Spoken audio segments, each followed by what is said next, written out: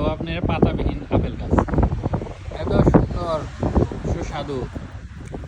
এই যে আমি খাচ্ছি একটা সুস্বাদু আপেল। এই যে দেখেন রাস্তার ধারে নতুন